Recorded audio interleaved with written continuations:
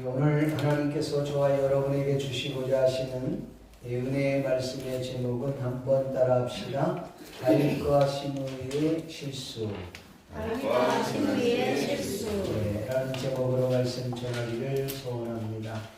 이 말씀을 읽고 듣고 보는 가운데 성령 하나님의 독고수와 같은 은총이 저와 여러분들 심령 가운데 원천할 수 있기를 준비하신 예수님의 이름으로 간절히 축원합니다.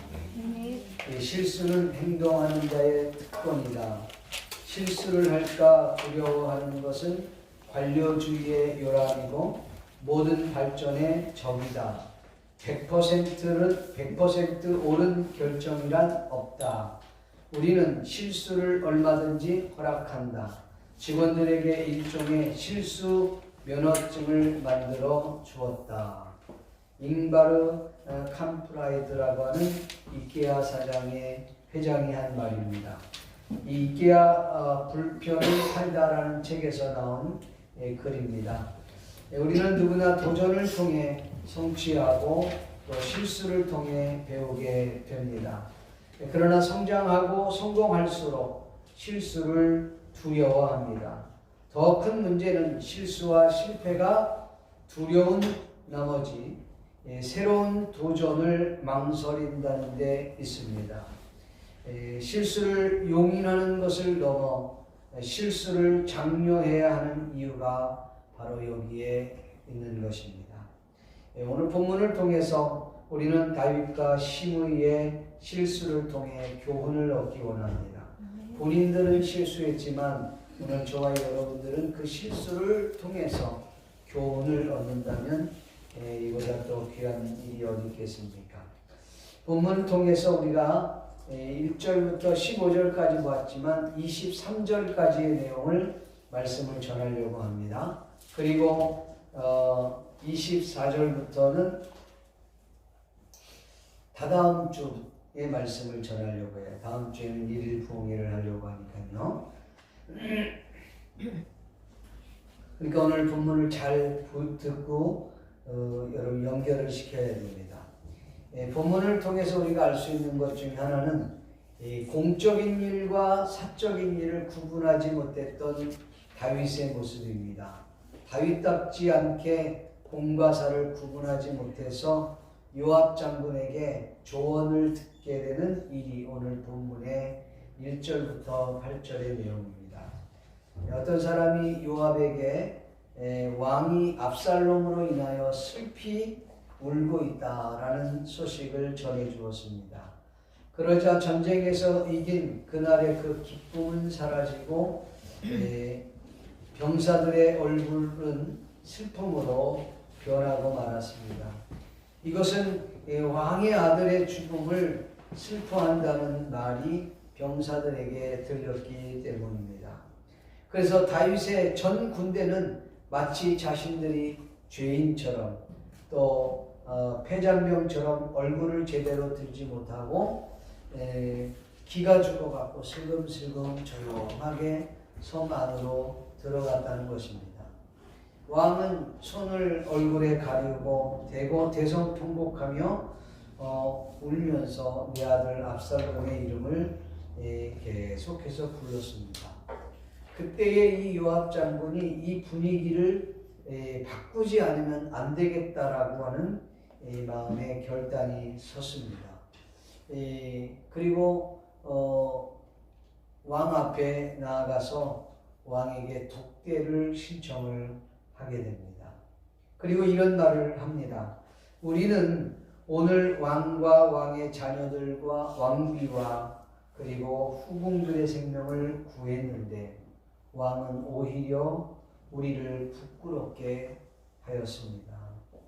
왕을 미워하는 자는 사랑하시고 사랑하는 자는 오히려 미워하시니 결국 우리는 왕에게 아무 가치 없는 그런 존재가 되고 말았습니다. 여기 미워하는 사람은 누군가요? 압살롬입니다. 사랑하는 사람은요? 전쟁에 나가 싸웠던 병사들을 말하는 것이죠. 요압이 이렇게 말합니다. 만일 압살롬이 살고 우리 모두가 다 죽었더라면 왕은 오히려 더 기뻐했을지 모르겠습니다. 약간 비아냥거리면서 하는 얘기죠. 이제 일어나 성문 앞으로 나가셔서 병사들을 격려해 주시고 위로해 주시지 않는다면 내가 여호와의 이름으로 맹세하건대 오늘 밤 왕과 함께 머물러 있을 병사는 단 한 사람도 없을 것입니다. 그렇게 된다면 왕은 지금까지 당하신 그 어떤 수치나 그 불행보다도 더 큰 수치와 불행을 당하게 될 것입니다. 이렇게 이야기를 한 겁니다. 물론 요압은 다윗 왕에게 조언을 드림과 동시에 이 병사들의 길을 살리기 위해서 그렇게 한 것입니다. 다윗은 그 이야기를 듣고 마음을 추스리고 그리고 성문 곁에 나아가서 백성들을 맞이하게 됩니다. 어떤 사람이 왕이 성문 곁에 나왔다는 이야기를 이 백성들에게 전하니까 백성들과 함께 그리고 병사들이 다 그 앞에 나왔다 그랬어요. 그 나왔다고 하고 끝났지만 이 왕이 그들을 위로하고 격려했다 그 말입니다.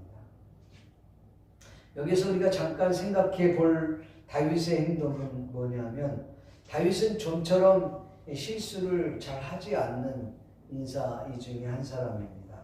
근데 유독 다윗이 도망자 있을 때, 쫓기는 신세였을 때, 광야에 있을 때의 실수를 많이 했던 것을 볼 수가 있습니다.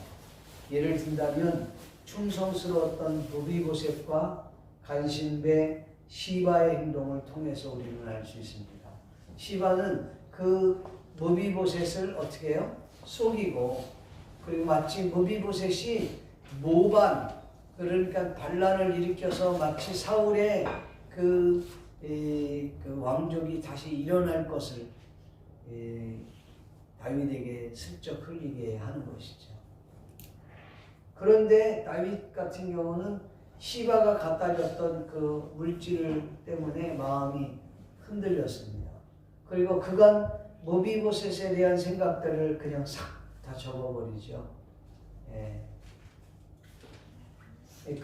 그처럼 다윗이 실수할 때가 있었던 거예요. 물론 자신이 뱉은 말이 있었기 때문에 나중에는요 무비보셋과 이 시바와 땅을 나누고 재산을 나누라 이렇게까지 얘기하잖아요.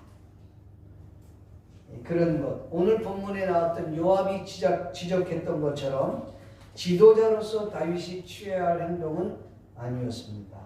그건 뭐냐면 자식을 잃은 슬픔 이루 말할 수 없을 만큼 가슴이 아팠을 겁니다. 아들을 잃은 아버지가 슬퍼하는 것은 당연한 것입니다. 그러나 그건 어디까지나 개인적인 일인 거예요. 그러니까 다윗은 한 가정의 가장이고 또 아내의 남편이고 자식의 아버지인 건 맞습니다. 동시에 그는 한 나라의 국가의 원수란 말이에요. 왕이었다는 거죠. 그러니까 지금 다른 것도 아니고 압살롬의 군대와 다윗의 군대가 싸운 그런 상황에서 지금 전쟁에 실패하고 이 다윗의 군대는 승리를 했단 말이에요.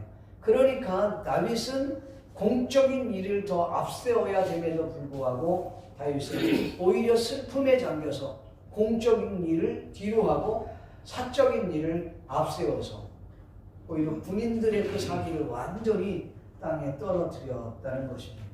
그렇기 때문에 요압 장군이 다윗에게 나아가서 그렇게 이야기한 것이죠. 물론 아버지로서 아들의 잃은 슬픔은 이루 말할 수 없이 가슴이 아프지만 그러나 공적인 사람은 그렇게 행동해서는 안 된다는 것이죠. 다른 사람도 아니라 오늘 다윗 왕은 이 병사들을 위로하고 격려하고 그리고 그들을 위해 잔치를 베풀어 주어야 되는 것이죠. 그리고 혼자 있을 때는 아들을 위해서 슬퍼해야 정상인 법이죠. 이게 바뀌었다는 거예요.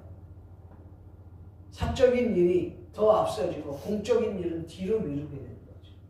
그러다 보니까 이 요압 장군뿐만 아니라 병사들의 사기는 땅에 떨어지고 오히려 이긴 승자가 자신의 성으로 들어올 때는 마치 폐잔병처럼 죄인이 된 것처럼 그렇게 조용하게 성으로 들어왔다고 성경은 말씀하고 있는 것입니다.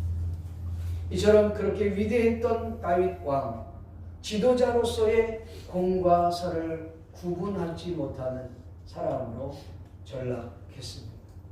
네, 사람들은 완벽할 수 없는 존재입니다. 예, 그렇습니다. 다윗이라고 완벽할 수 없죠. 다윗도 인간이기 때문에 실수할 수 있습니다. 잘못할 수 있습니다. 그렇기 때문에 완전하신 예수 그리스도가 필요한 것이죠. 오늘날 저와 여러분이 실수할 수 있습니다. 잘못할 수 있습니다. 그러나 그 실수가 연거푸 계속해서 똑같은 죄를 짓는 것은 옳은 일은 아니지만 잘못된 부분들이 있다면 그것이 오히려 전화위복이 될 수 있고 오히려 그것 때문에 하나님을 더 의지하고 붙들 수 있는 그런 계기가 되어야 될 줄로 믿습니다. 다윗의 이와 같은 실수로 인하여 요압에게 충언을 듣게 되는 것입니다. 요압은 다윗에게 충언과 함께 그리고 병사들의 그 사기를 높이기 위해서 왕 앞에 이렇게 압박하는 이야기를 하는 것이죠.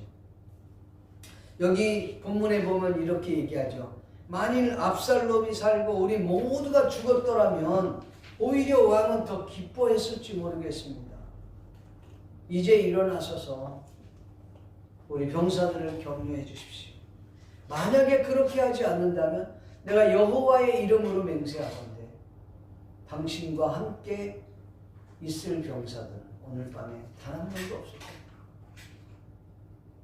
그러면 이전보다 왕이 당하시는 그 수치, 그 수모, 그 불행은 더 클 것입니다.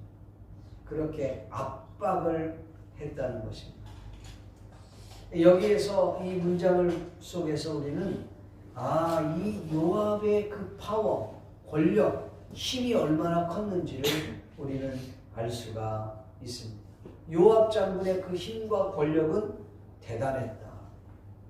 다윗 왕의 버금갈 만큼 굉장한 힘을 갖고 있었다는 것이죠. 다윗 왕이 여러분 요압과 아비새 장군과 그리고 이때 장군을 이렇게 전쟁할 때 세 장관으로 세우잖아요. 그리고 부하들에게 뭐라고 얘기하냐면 내 아들 압살롬을 너그럽게 대해라. 죽이지 말아달라 그 말입니다. 그 이야기를 백성들도 다 들을 정도로 들었단 말이에요. 여러분 다윗 왕의 그 말한 그 명령을 누가 감히 거역할 수 있겠습니까? 아무리 이 원수라고 해도 다윗 왕의 아들인 압살롬을 누가 죽이겠느냐는 거죠.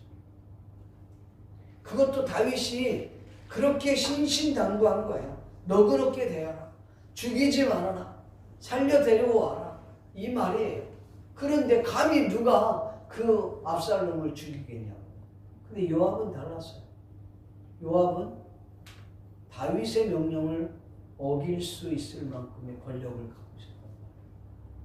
그냥 그를 그저 처참하게 죽였다는 거죠. 이것이 요압 장군이 가지고 있는 권력을 상징하고 있는 아주 중요한 상징적인 사건입니다. 압살롬 살해 사건이죠. 여러분, 그리고 누가 감히 왕 앞에, 다윗 왕 앞에 홀로 독대할 수 있는 사람들이 이스라엘 안에 있었겠습니까? 몇 명이나 되겠습니까? 왕이 부르지도 않았는데 홀로 독대하겠다고 나설 만큼의 그런 힘 있는 사람이 누가 있겠냐? 요압 장군 정도가 돼야지 그 정도가 된 거라. 그만큼 요압 장군은 그 힘과 권력이 있었던 군대 장관이었다. 총사령관이었단 말이죠.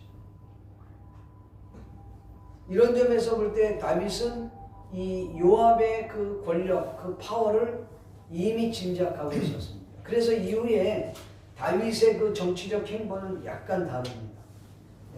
그래서 요압을 견제하는 그런 정책을 벌이게 되죠. 어쨌든 사랑하는 성도 여러분, 오늘 이 다윗은 공적인 것과 사적인 것을 구분을 못했다는 거죠.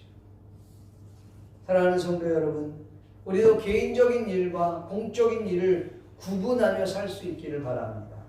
대체적으로 감정적인 사람들은 공적인 것과 사적인 일이 구분이 안 돼서 사적인 일 때문에, 사적인 감정 때문에 공적인 일에까지 이렇게 연계를 시키는 경우를 우리는 종종 보게 됩니다.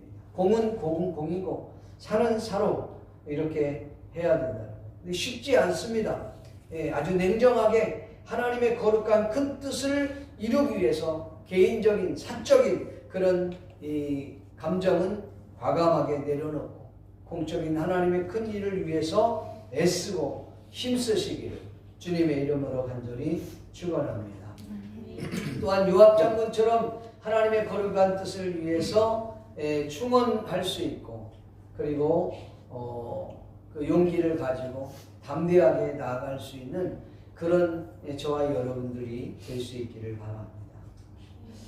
또 본문을 통해서 우리가 알 수 있는 것은 다윗이 개인적인 감정에 사로잡혀 그의 섣불리 행동한 이 다윗이 아마사를 죽음으로 몰아넣었다는 것입니다. 본문 내용은 11절부터 14절까지의 내용이에요. 개인 감정으로 인해서 큰 일을 그르칠 수 있다고 하는 그 사실을 여러분 깨닫기를 바랍니다. 오늘 본문의 내용을 조금 설명을 하자면 이런 겁니다. 다윗이 예루살렘에서 지금 돌아가는 정황의 이야기를 듣습니다. 그 내용이 뭐냐면 백성들이 이렇게 얘기하는 것이죠. 다윗 왕은 우리를 구원해 준 사람 아니냐. 그리고 블레셋 손에서 우리를 건져줬다. 우리가 실수를 해서 압살롬을 왕으로 세우긴 했지만 압살롬은 전쟁에서 이미 죽어버렸다. 그러니 다윗 왕을 예루살렘으로 모셔드려야 되지 않겠냐. 왜 다윗 왕을 모셔드리는데 이렇게 지체하고 있느냐. 왜 아무 말도 하고 있지 않느냐. 이렇게 이야기하고 있는 이야기가 예루살렘에 파닥하게 소문이 난 거예요. 그 소문이 누구까지 들었냐면 다윗 왕에게까지 들렸던 겁니다. 그래서 다윗은 이 이야기를 사람을 전령을 보내서 예루살렘에 있는 사독과 아비아달에게 이렇게 전달하려고, 장로들에게 이렇게 전해라. 너희와 나는 권육 아니냐, 친척 아니냐, 우리는 한 가족이 아니냐, 그 말이에요.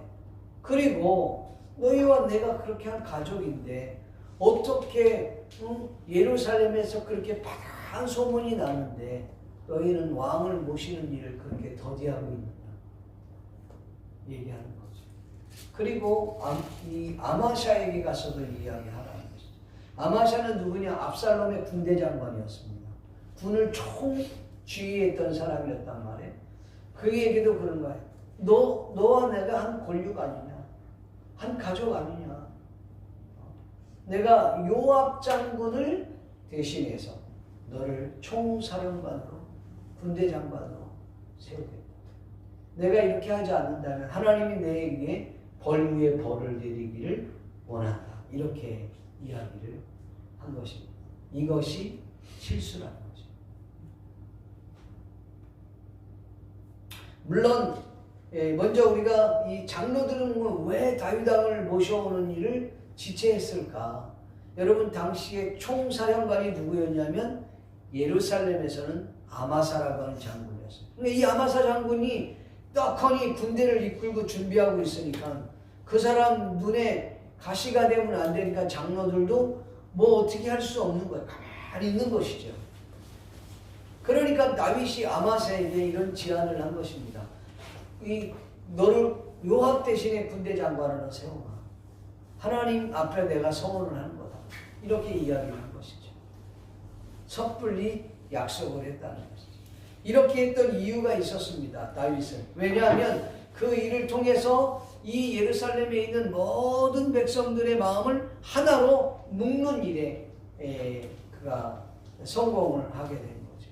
그러나 그와 함께 그렇게 함으로 인하여서 요압의 권력에 대해서 견제하기 위해서 아마샤를 앞에 세운 것입니다. 그만큼 다윗은 요압의 권력, 그 힘을 알고 있었다는 것을 우리는 본문을 통해서 알 수가 있습니다. 근데 이 행동이 사실은 다윗이 이와 같은 행동을 해서는 안 될 부분이라는 거죠. 기본적으로 보면 여러분 생각해 보세요. 요압 장군은 다윗의 군대의 총사령관입니다. 그리고 아마샤는 압살롬의 총사령관이에요. 그것도 저들이 같이 좋은 관계가 아니라 서로 싸움을 했단 말이에요. 싸움을 했는데 어쨌든 간에 전쟁에서 이긴 사람은 요압 장군이에요. 패한 장수는 압살롬의 장군이었던 아마샤였단 말이에요. 그러면 당연히 이 다윗 왕은 요압이라고 하는 장군에게 칭찬을 하고 격려하고 치하하고 그를 더 높여줘야지 정상이죠. 그의 위치를 더 높여주든지 아니면 그에 상응하는 상금을 주든지 뭐 상금을 해주든지 어떤 것들을 해야 되는 것이 더 정상적인 거지. 그런데 패한 장수인 아마샤에게 요압 대신에 군대 장관, 총사령관을 세우겠다는 것이죠. 이거는 말도 안 되는 거고 이전에 다윗 왕과 같지 않은 그런 행동을 판단을 한 것이라는 것이죠. 여기에서 이 다윗이 큰 실수를 한 거예요. 왜 이렇게 했을까? 다윗은 요압에 대한 그 경계 그리고 요압에 대한 감정이 좋지 않았습니다. 요압이 여러분 압살롬을 죽인 겁니다. 나중에는 이 요압이 아마샤도 죽입니다. 그러니까 요압은 힘이 굉장했던 거예요. 그리고 이스라엘과 통합할 때, 이스라엘과 유대와 통합할 때, 그러니까 이 이스라엘 나라의 통일 왕국을 이룰 때 다윗이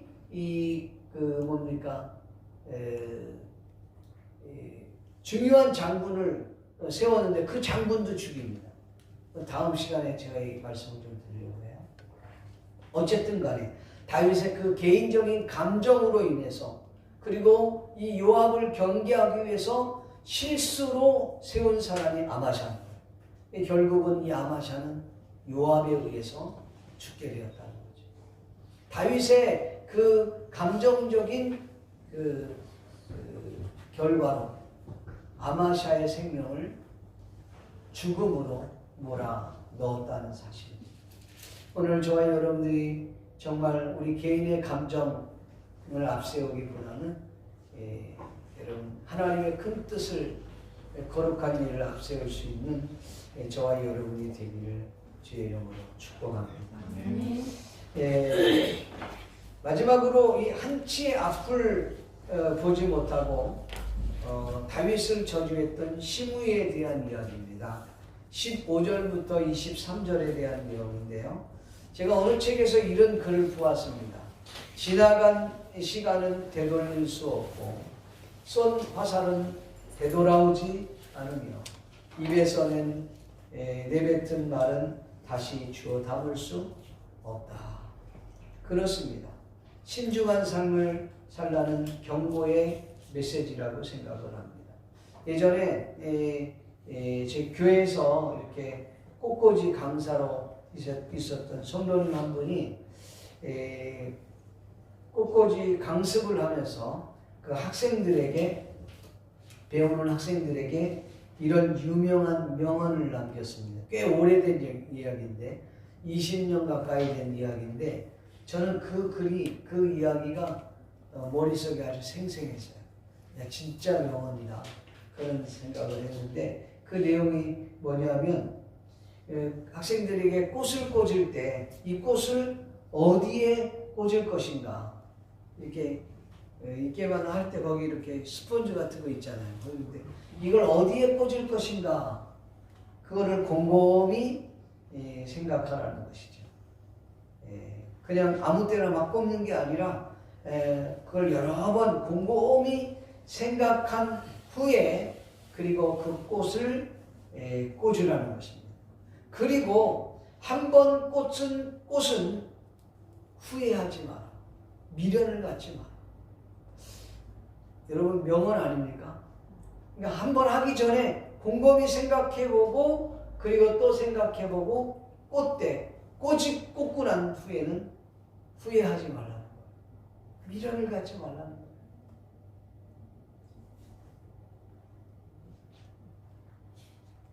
신중한 삶, 신중하게 생각하고 결정한 후에 후회하거나 미련을 갖지 말라. 참 멋있는 말입니다. 오늘 본문에 나오는 이 시므이라고 하는 사람은 다윗이 이제 다시 예루살렘으로 귀환할 때 그 시점의 이야기예요. 그러니까 오늘 본문 15절, 16절 보면 15절에 보면 왕이 돌아와 요단에 이르매 유다 족속이 왕을 맞아 요단을 건너가게 하려고 길갈로 오니라. 그러니까 지금 다윗이 예루살렘으로 가기 전에 요단강에 이르게 되었단 말이에요. 요단강에 이르게 되니까 유다 사람들이 쫙 내려와 갖고 이제 인사하러 왔는데 유다 사람들이 제일 먼저 왕을 모시러 나오는데 그때 따라 나왔던 사람들이 있어요. 베냐민 지파 사람들입니다. 베냐민 지파, 이 시므이가 베냐민 지파 사람이에요. 베냐민 지파 약 1000명을 끌고 데리고 나와서 왕에게 절을 하면서 용서를 구하는 장면이 오늘 본문의 이야기예요. 뭔 용서냐? 시므이가 다윗을 저주했던 내용이 사무엘하 16장 5절에서 8절의 내용입니다. 한마디로 얘기하면 다윗 왕이 압살롬을 피하여서 도망을 갈 때, 그 도망갈 때 시므이가 딱 이 다윗 왕을 쫓아다니면서 그것도 계속해서 쫓아다니면서 저주를 퍼버린 거. 심지어 돌을 들어갖고 이 다윗 왕과 그 신하들에게 돌을 던지면서 저주했던 내용이에요. 그 저주했던 내용이 어떤 내용이었냐면 이런 내용이었습니다. 그 저주한 내용을 보면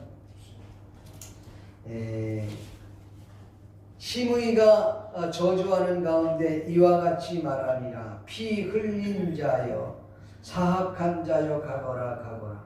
사울의 족속의 모든 피를 여호와께서 내게로 돌리셨도다. 그를 이어서 내가 왕이 되었으나 여호와께서 나라를 내 아들 압살롬의 손에 넘기셨도다. 보라, 너는 피를 흘린 자이므로 화를 자초하였느니라. 이 얘기를 계속해서 반복적으로 이야기하면서 다윗에게 저주를 퍼붓다는 것이죠. 여러분, 이 말이 맞지 않는 말이라고 전에 다 설명을 드렸죠. 왜 그랬냐면 이 시므이라고 하는 사람은 자신이 베냐민 지파에 있으면서 베냐민 지파의 왕이 사울이잖아요. 그 사울에 의해서 개인적으로 얻었던 혜택들이 많이 있었단 말이에요. 근데 다윗 왕이 들어서면서부터 그 혜택이 완전히 사라져버리고 말한 거죠. 그러니까 그냥 좀 하소연, 푸념 정도가 아니에요. 다윗을 원망하고 저주를 퍼붓는데 그것도 계속 따라다니면서 했다는 것이죠. 아마도 이 시므이는요, 지금 돌아가는 상황을 잘 알았던 것 같아요. 왜냐하면 다윗은 그냥 걸음아 나살려라 하고 막 도망가는 거예요. 여러분, 다윗이 도망갔던 이유가 뭐예요? 힘이 부족해서 도망간 것이 아니라고 그랬어요. 왜요? 다윗은 전쟁에 능한 사람이었다니까. 근데 아들과 싸우기를 원치 않았던 것이죠. 아들이 죽는 것을 원치 않았던 거예요. 그래서 도망간 거예요. 근데 시므이가 볼 때는 다윗이 압살롬의 힘에 밀려서 도망간 것으로 생각을 한 것입니다. 그리고 압살롬 막 기세등등하죠. 그리고 예루살렘을 접수했고, 그리고 그 예루살렘에 있는 특히 다윗의 후궁들과 동침함으로 인해서 자신이 왕됨을 백성들에게 막 공포를 하는 거예요. 심지어 압살롬에게는 전쟁의 아주 전략가였던 아히도벨이 함께했다고 하는 사실을 그는 알고 있었던 것이죠. 그러다 보니까 이제 이 다윗의 행운은 여기까지구나, 그렇게 그는 생각했던 것이죠. 그리고는 다윗을 모욕하기 시작합니다. 그에게 돌을 던지기 시작합니다. 그에게 저주를 퍼붓기 시작한 것입니다. 그런데 이 시므이가 한 가지 잊은 것이 있습니다. 그건 뭐냐 하면 여호와 하나님께서 다윗과 함께하고 있다는 사실을 그는 잊고 있었다는 것입니다. 다윗은 이보다 더 큰 상황 속에서, 더한 상황 속에서도 하나님이 그와 함께 하심으로 말미암아 승리하고 이겼다고 하는 사실을 그는 까마득하게 잊어버리고 있었다는 것입니다. 시므이, 그는 한치의 앞도 보지 못한, 어떻게 보면 영적인 눈이 없는 사람이라고 볼 수가 있습니다. 앞전에 말씀했던 것처럼 지나간 시간은 되돌릴 수 없고 쏜 화살은 되돌아오지 않고 입에서 내뱉은 그 말은 다시 주워 담을 수 없게 된 것입니다. 이 명언처럼 시므이는 뼈저리게 그의 아픔을 경험하는 시간이 되고 있는 것. 다윗이 지금 귀환하는 시간대에 가장 먼저 나온 사람이 유다 지파와 그와 함께 했던 누가요? 베냐민 지파, 특히 여기에 시므이가 달려나온 것입니다. 시므이와 함께 따라 나온 사람이 있었어요. 그게 누군지 아세요? 그게 시바. 시바 얘기는 다음 시간에 있다. 여러분 생각해 보세요. 한 번 뱉었는데 이 얼마나 스치게 되겠어요. 그래서 그 이야기가요 16절에서 쭉 나오는 얘기인데 좀 비참하기 그지없는 거예요. 이 시므이가 고백했던 이 말은 너무나도 비참하기 그지없어요. 여러분 한번 읽어볼까요? 17절 말씀 한번 읽어봅시다. 시작. 베냐민 사람 1000명이 그와 함께하고 사울의 집안 시바도 그 아들 15과 종 20명과 더불어 그와 함께하여 요단강을 밟고 건너 왕 앞으로 나오니라. 18절. 왕의 가족을 건너가게 하며 왕이 좋게 여기는 시대로 쓰게 하려 하여 나룻배로 건너가니 왕이 요단을 건너가게 할 때 게라의 아들 시므이가 왕 앞에 엎드려 왕께 아뢰되 내 주여 원하건대 내게 죄를 돌리지 마옵소서. 내 주 왕께서 예루살렘에서 나오시는 날에 종의 폐역한 일을 기억하지 마시오며 왕의 마음에 두지 마옵소서. 20절. 왕의 종 내가 오늘 요셉의 족속 중 내가 먼저 내려와서 내 주 왕을 영접하나이다 하니. 아멘. 너무나도 이건 수치예요, 수치. 본인이 뱉어놓고 이제 이게 아니라고 주워 담으려고 하는 이 시므이의 모습이에요. 그 이후에 스루야의 아들 이 아비새가 뭐라 그러는지 압니까? 저런 개 같은 놈이 있나? 이렇게 얘기한 거예요. 여기 우리 표현으로는 그렇게 안 되어 있지만 아주 고상하게 써 있어요. 뭐라고 읽느냐면 21절에 여호와의 기름 부으신 자를 저주하였으니 그로 말미암아 죽어야 마땅하지 않겠느냐 하나이다. 그렇게 이야기했어요. 그러면서 여기 뒤쪽에 보니까 그건 개라고 표현을 합니다. 개라고. 여러분 이 시므이가 이렇게 비참하기까지 되어버렸다는 거예요. 근데 다윗이 죽이지 않겠다고 약속을, 이렇게 좋은 날 돌아가는 날 왜 저 시므이를 죽이겠느냐? 결단코 죽지 아니하리라. 내가 죽이지 않을게. 약속을 했어요. 근데 다윗은 자기가 약속한 건 지켰지만 다윗이 뒤끝이 굉장히 있는 사람입니다. 네. 한번 딱 생각해놨던 건데 절대로 후대 자식 때에 가서 죽여버려요. 자기는 안 죽이지만 솔로몬이 시므이를 죽입니다. 솔로몬이 요압을 죽입니다. 자기가 늙어가면서 야 요압을 편안하게 두지 마라. 시므이 내가 이렇게 도망갈 때 나한테 저주했던 사람입니다. 그거 그냥 내버려두면 안 된다. 네. 그 정도로 얘기해요. 결국은 솔로몬에 의해서 다 죽습니다. 요압도 죽고 시므이도 죽습니다. 이렇게 비참한 인생을 살아가게 되었다는 것이죠. 사랑하는 성도 여러분, 저와 여러분들은 어떻습니까? 이 세상에 살면서 좋은 말, 칭찬하고 격려하는 말 하기도 바쁜 세상, 짧은 세상, 늘 비판만 늘어놓는 사람이 되지 않기를 주의 이름으로 축원합니다. 물론 발전을 위해서 서로가 비판할 필요가 있어요. 예, 비판을 할 필요가 있어요. 왜냐하면 발전을 위해서 서로가 자아 비판하는 거니까요. 야, 이건 우리가 잘못했다. 이번에 우리가 여선계 할 때 그 몸 빼봤으니 이건 좀 아니었다. 할 수 있잖아요. 여러분 좋았어야죠, 저는. 네, 좀 충격은 했지만. 했는데 여러분들 약간 준비가 안 된 부분도 있을 것이고, 야, 이때 이렇게 했었으면 더 좋았을 때 있을 게 아니에요. 그런 비판이 필요한 거죠. 좋게 더 하기 위해서, 앞으로를 위해서라도.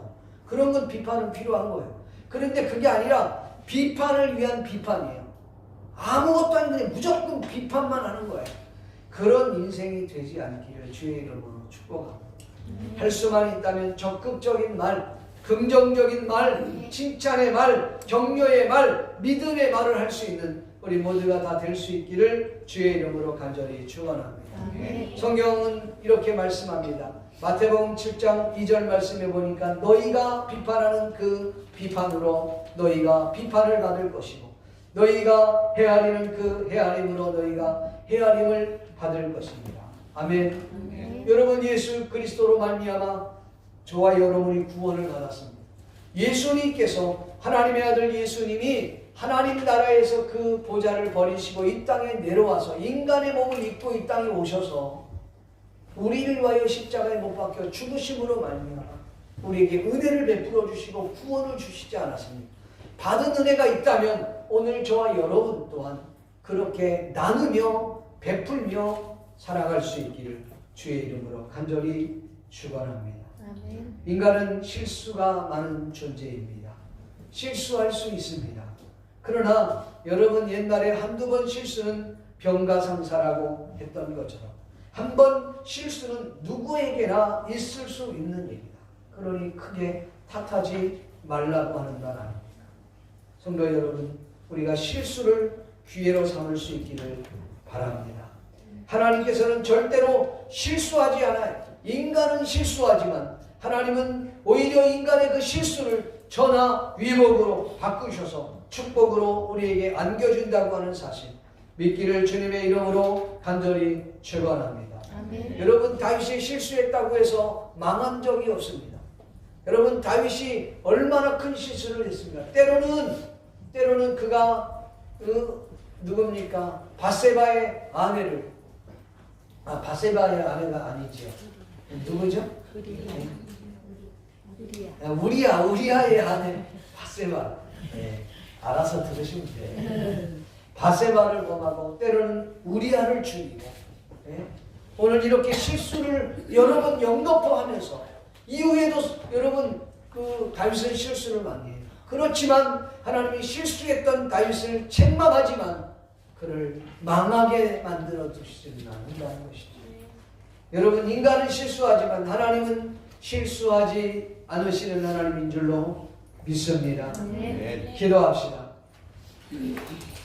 살아계신 아버지 하나님, 주님의 은혜와 은총을 감사합니다. 오늘도 주님 말씀을 생각해 보면서 우리 자신을 돌아볼 수 있는 은혜를 허락해 주심을 감사합니다. 다윗과 시므이의 그 실수를 통해서 우리가 배울 수 있는 저희들 되게 해주시고 공적인 일과 사적인 일을 구분할 수 있게 해주시고 감정에 사로잡혀 하나님의 큰 일을 그르치는 엄청난 어리석은 일들을 행하지 않는 저희들 될 수 있도록 주여 도와 주시기를 원합니다. 특별히 함부로 한 치 앞도 모르고 입으로 남을 비판하고 저주하는 어리석은 자들 되지 않도록 도와주시고 하나님께서 행하시는 일을 기대하면서 우리가 나아갈 수 있는 지혜로운 복된 하나님의 자녀들 되게 하여 주시옵소서. 우리 하나님이 도울 줄로 믿습니다. 감사를 드렸고 예수님의 이름으로 축복하며 기도하옵나이다. 아멘. 아멘. 찬양하시면서 준비한 예물을 맡겨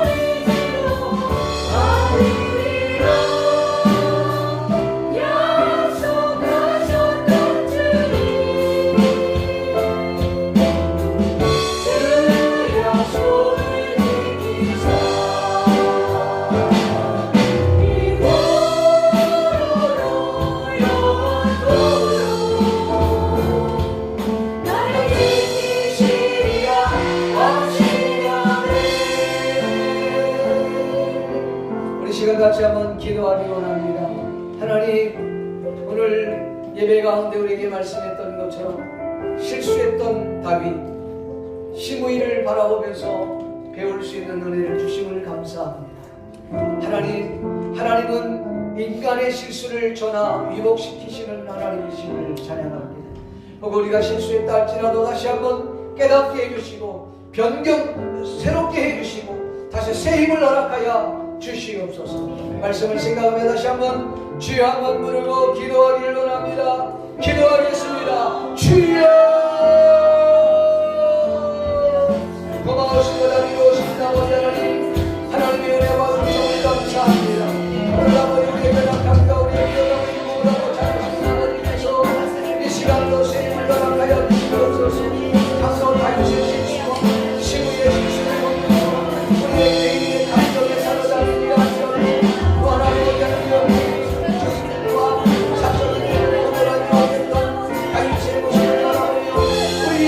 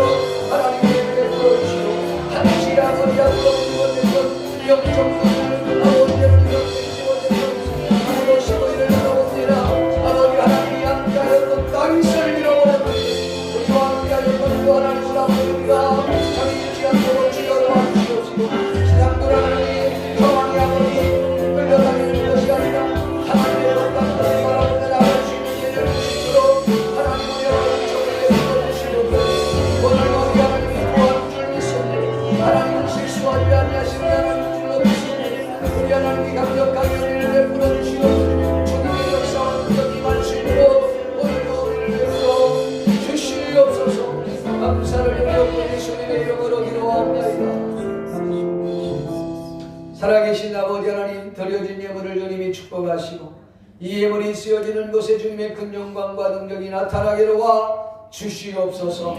감사를 드립니다. 저들이 드렸던 예물 위에 11조 감사, 선교, 구제, 장학, 건축, 또 아버지 꽃꽂이로, 또 아버지 하나님이여 차량 운행으로, 통역으로, 안내위원으로, 중보기도로 하나님이여 수고하는 모든 하나님의 동역자들을 하나님 복의 복을 더 입혀주시기를 원하옵고 원합니다. 아버지 하나님께서 함께 해줄 줄로 믿고 감사하며 예수님의 이름으로 축복하며 기도하옵나이다.